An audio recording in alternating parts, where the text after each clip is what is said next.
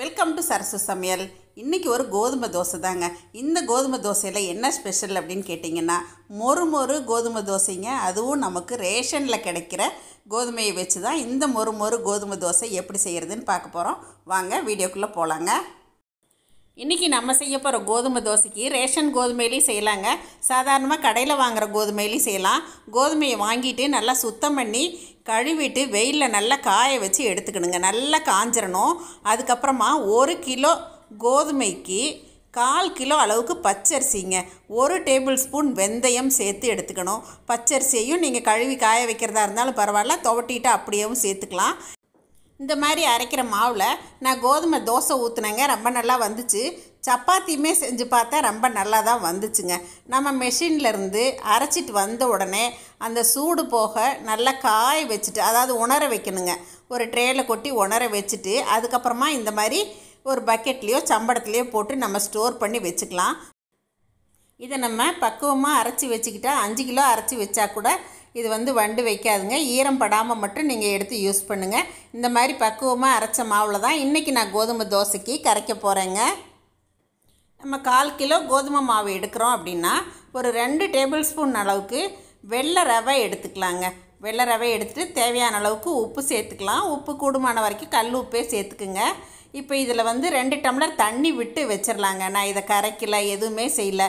தண்ணியை மட்டும் ஊற்றி அப்படியே மூடி வச்சுட்டேங்க. அதாவது அந்த மாவு மூழ்கிற அளவுக்கு இருந்தால் போதும். ஒரு 1/4 மணி நேரத்துலேருந்து 20 நிமிஷம் வரைக்கும் ரெஸ்ட்டு விட்டுட்டு நீங்கள் இந்த மாதிரி ஓப்பன் பண்ணி அதுக்கப்புறம் கரைச்சி விடுங்க. தண்ணி தேவைப்படும், அதுக்கப்புறமா நம்ம தண்ணி விட்டுக்கலாம். அந்த மாதிரி கரைக்கும்போது கொஞ்சம் கூட கட்டியே இருக்காதுங்க. சாதாரணமாக நம்ம உடனே கரைக்கிறதுல கட்டி இருக்கும். இந்த டிப்ஸை ஃபாலோ பண்ணி கோதுமை மாவு நீங்கள் எப்போ கரைச்சாலும் கரைங்க, ஒரு துளி கூட கட்டியே இருக்காதுங்க. மாவு தேனாட்டம் இருக்குதுன்னு சொல்லுவாங்கள்ல, அந்த மாதிரி கன்சிஸ்டன்சிக்கு வந்துடுங்க. அதுக்கப்புறம் நம்ம தேவைக்கு தண்ணி விட்டு கரைச்சிக்கலாங்க. இப்போ நம்ம ஊற்ற போகிற கோதுமை தோசைக்கு கொஞ்சம் நீர்க்க தான் கரைக்கணுங்க. அதாவது ரவா தோசைக்கு கரைப்போம் இல்லைங்களா, அந்த அளவுக்கு கூட நம்ம நீர்க்க கரைச்சிக்கலாம். பாருங்கள், இந்த அளவுக்கு தண்ணியாக இருக்கணும். அப்போ தான் தோசை நல்லா மொறு மொறுன்னு ஊற்றுறதுக்கு வருங்க. அது தோசைக்கல் கூடுமான வரைக்கும் நடுவில் குழி இல்லாத கல் எடுத்துட்டிங்க அப்படின்னா ஃப்ளாட்டாக நல்லாயிருக்கும். எங்கள் கல் கொஞ்சம் குழிக்கல் தாங்க, சென்டரில் மட்டும் கொஞ்சம் தடியாக இருக்கும். இல்லைன்னா எல்லா பக்கமுமே இந்த மாதிரி நல்லா ரோஸ்ட்டாக வருங்க. பாருங்கள், இப்போ தோசை ஊற்றிட்டு பரட்டி விட்டு எடுத்துட்டேன்.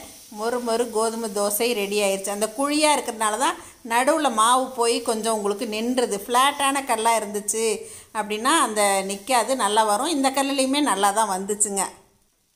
அதே போல் எண்ணெயுமே சாதாரண தோசைக்கு ஊற்றுற மாதிரி சும்மா ஒரு 1/2 டீஸ்பூன் இந்த மாதிரி ஊற்றினாலே போதுமானதுங்க. பாருங்கள், கொஞ்சம் நேரத்துலேயே நல்லா செவந்து வந்துருச்சு. இந்த மாதிரி திருப்பி விட்டு எடுத்துட்டோம்னா நம்மளோட முருகலான மொறு மொறு கோதுமை தோசை பாருங்கள் இப்போ ரெடி ஆயிடுச்சுங்க. கல் காஞ்சதுக்கப்புறம் மிதமான தீயில் பொறுமையாக வேக வச்சு எடுக்கணுங்க. அப்போ தான் இந்த மாதிரி முருகலாக வரும். அடுத்தடுத்த தோசைகளையும் இதே மாதிரி நம்ம ஊற்றிடலாங்க. உங்களுக்கு தோசையை கண்ணில் பார்க்கும்போதே தெரியும் இது மொறுமொறுப்பாக இருக்கிறது. ரேஷன் கோதுமையில் இவ்வளோ மொறுமொறு தோசையா அப்படின்னு சொல்லி நீங்கள் ஆச்சரியப்படுற அளவுக்கு இருக்குங்க. எங்கள் வீட்டில் இன்றைக்கி மார்னிங் பிரேக்ஃபாஸ்ட்டாக கோதுமை தோசை இப்போ ரெடி ஆகிடுச்சுங்க. இதுக்கு காம்போவாக இன்றைக்கி எங்கள் வீட்டில் ஒரு புதினா சட்னி தாங்க. பாருங்கள், பிச்சு காட்டுறேன் பாருங்கள், உங்களுக்கே தெரியும். இந்த கோதுமை தோசைக்கு தேங்காய் சட்னி தாங்க ரொம்ப அருமையாக இருக்கும்.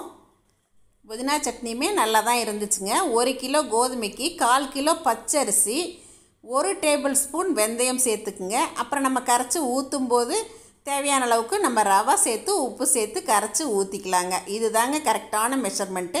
இந்த அளவில் நீங்கள் அரைச்சி பாருங்கள். கோதுமை தோசை ஊற்றினா மொறுமொறுப்பாக வரமாட்டேங்குது, கொலகொலப்பாக வருது, பிஞ்சு போகுது அப்படின்னு நிறைய பேர் சொல்லுவாங்க. நீங்கள் இந்த மாதிரி செஞ்சு பாருங்கள், கண்டிப்பாக நீங்கள் மறுபடியும் இதே மாதிரி தான் அரைப்பீங்க.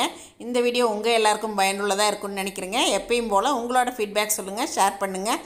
பிடிச்சிருந்தால் லைக் பண்ணி சப்ஸ்கிரைப் பண்ணிக்கங்க. தேங்க்யூ. மறுபடியும் சந்திப்போம். சரசூஸ் சமையல் பாருங்கள், சமையல் நல்லா பண்ணுங்கள். சரசூஸ் ஃபுட் ப்ராடக்ட்ஸ் பொடிவைகள் தேவைப்படுறவங்க இங்கே கொடுத்துருக்க வாட்ஸ்அப் நம்பரில் காலை 10 மணி முதல் இரவு 7 மணி வரைக்கும் எங்களை கான்டாக்ட் பண்ணி வாங்கிக்கலாங்க. தேங்க்யூ.